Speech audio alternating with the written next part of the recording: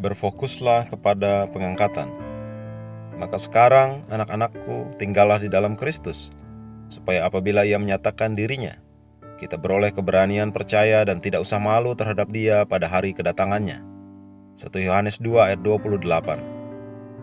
Pengangkatan gereja lebih dekat dari sebelumnya. Kita berada di saat-saat akhir atau tanda-tanda zaman akhir sebelum Tuhan muncul. Sangat penting bahwa engkau telah siap baginya. 1 Tesalonika 4 ayat 16-17 mengatakan, orang yang mati di dalam Kristus akan bangkit terlebih dahulu, dan mereka yang hidup yang masih tinggal akan diangkat bersama-sama dengan mereka dalam awan menyongsong Tuhan di angkasa. Pertanyaannya adalah, apakah engkau berada di dalam Kristus? Jika ya, pada waktu kedatangannya yang kedua kali, engkau adalah salah satu dari banyak orang yang akan diterima olehnya sendiri. Jika tidak, engkau harus memberikan hatimu kepada Kristus segera, dengan mengakui ketuhanannya atas hidupmu. Alkitab mengatakan, demikian pula Kristus hanya satu kali mengorbankan dirinya untuk menanggung dosa banyak orang. Sesudah itu, Ia akan menyatakan dirinya sekali lagi tanpa menanggung dosa, untuk menganugerahkan keselamatan kepada mereka yang menantikan Dia. Ibrani 9 ayat 28. Kisah Para Rasul 1 ayat 9-11 menceritakan kepada kita tentang kenaikannya ke surga. Sementara para murid berdiri menatap kagum saat Dia melayang, dua malaikat menampakkan diri kepada mereka dan berkata, Yesus ini yang terangkat ke surga meninggalkan kamu akan datang kembali dengan cara yang sama, seperti kamu melihat Dia naik ke surga. Kisah Para Rasul 1 ayat 11. Inilah alasan kita mengkhotbahkan Injil di seluruh dunia.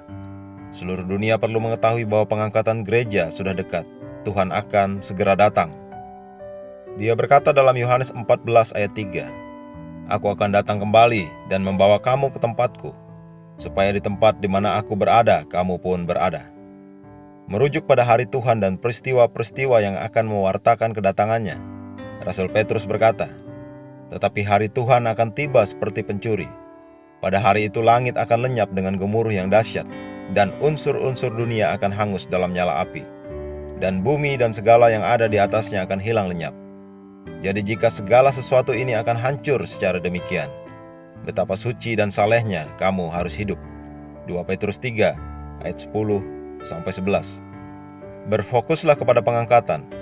Hiduplah setiap hari sebagai orang yang mengharapkan Tuhan. Bawalah kesadaran itu dalam hatimu setiap saat. Berjalanlah dalam kasih, berjalan dalam kebenaran, dan sementara kamu bersiap, bantu orang-orang di sekitarmu untuk bersiap juga.